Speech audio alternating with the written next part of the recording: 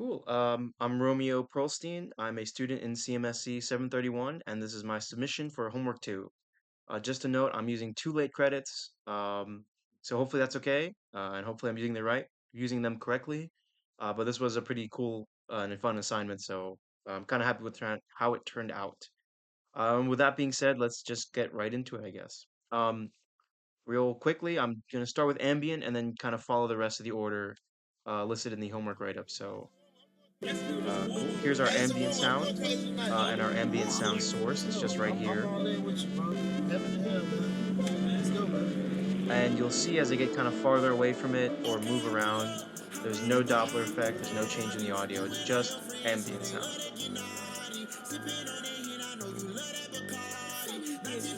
Cool, and then I can turn it off with this button here. And if I wanted to, I can turn it back on. And keep turning it on and off with the same exact button, no matter, or as long as I want to, so. Kind of neat. We'll leave it off for the rest of the video just so we can show off the rest of the stuff.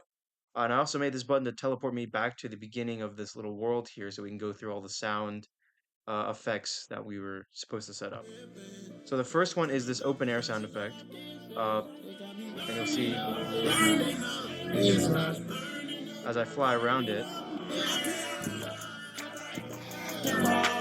there is the Doppler effect, which is pretty cool. And as I get farther away from it, it gets quieter. As I get closer to it, it gets louder. And you can also, this is a good time to kind of show off the spatial sound, I guess, effect. So as I rotate my camera, my player, the sound will move from my left and right ear, and I can do it pretty quick, so you can hear it move from here. There we go, and then if I even go up, I can hear kind of that it's at the bottom. And this, I mean, is all dependent on how well your speakers are, or how good your speakers are. But yeah. And I think if I get really low, I can kind of hear that it's above me. My speakers aren't the greatest. But yeah, okay, that's our first one. On to the next. Going through this giant wall that includes all the sound. Onto our echo chamber.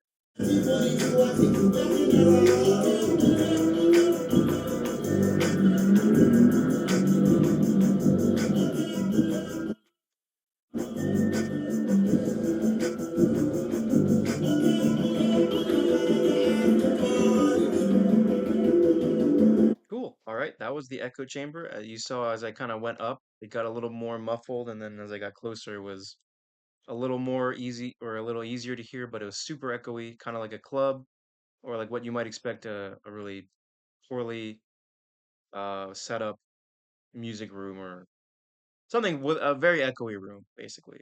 Cool. We can move on to the next one. So this is the padded room with carpets.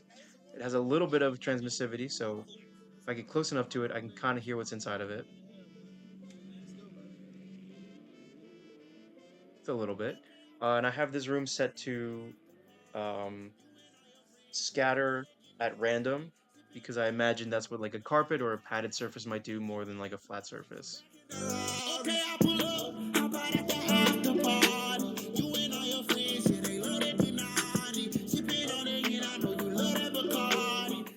Cool. All right, nothing too fancy there.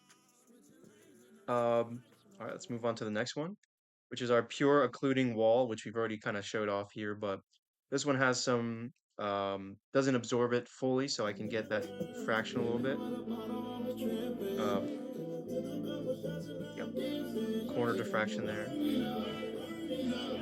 But if I stand right in front of it, you can't hear any of the sound. So it's perfectly or completely occluding the sound by not letting any of it through, and any of the reflections are off to the side. Yeah. Same thing with this one on the back side. Cool. All right, let's go to the thin wall, which only lets low frequency through. So you can kind of hear it, hopefully pretty loud, or hopefully loud enough. So it's only letting the low frequencies through, everything else is set to 0, or everything else is set to pure absorption. No. Everything else is set to 0 transmissivity except for low frequency. As I go in, you can hear the test the sound, but it's only allowing the low frequencies to go through. Cool. That's the same thing on the back wall. Our next one is our directional sound source. And you can see as I kind of just stand here and wait for it to rotate.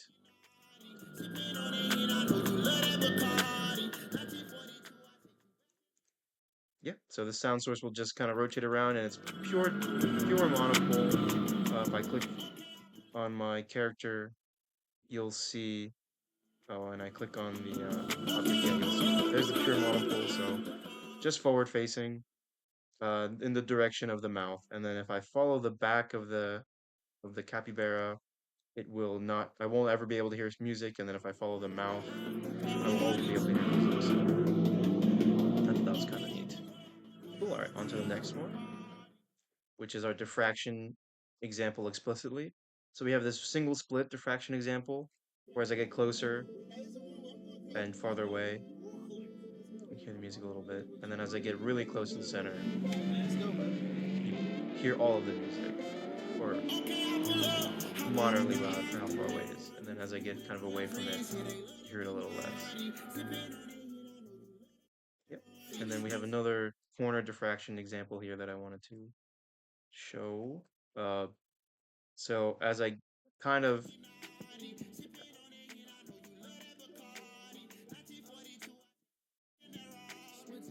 so here I'm technically out of the line of sight of the sound source, but it's bending around the corner, which is kind of neat.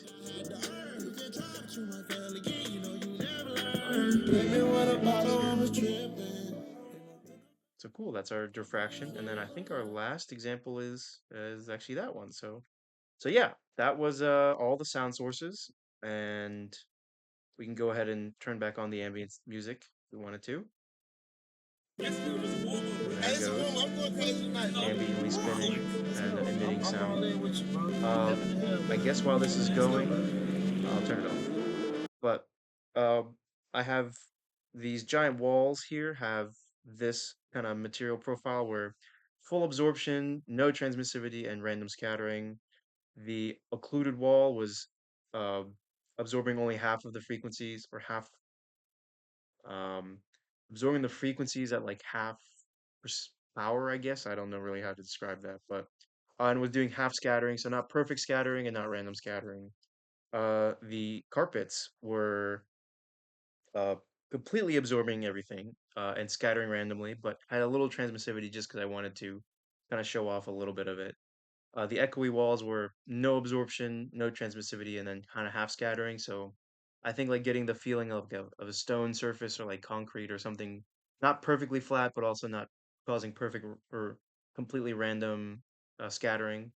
There was the diffraction uh, example, which was I had it doing some absorption and then nothing really else of relevance except for having pure reflection. So there was no random scattering, just because that was more realistic to what like we're taught in physics for like pure diffraction.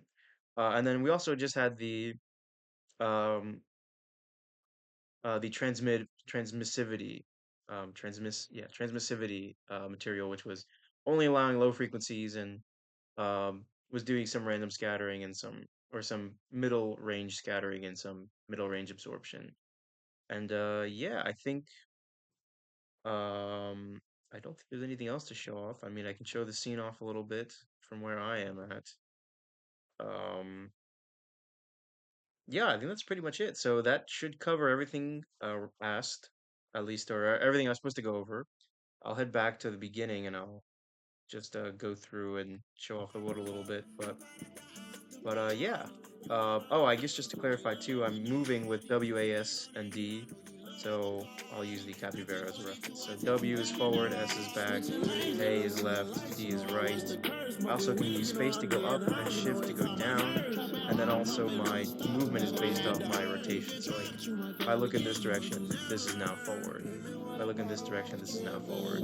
So it's not global. The frame, it's based on the local frame, not the global or inertial frame.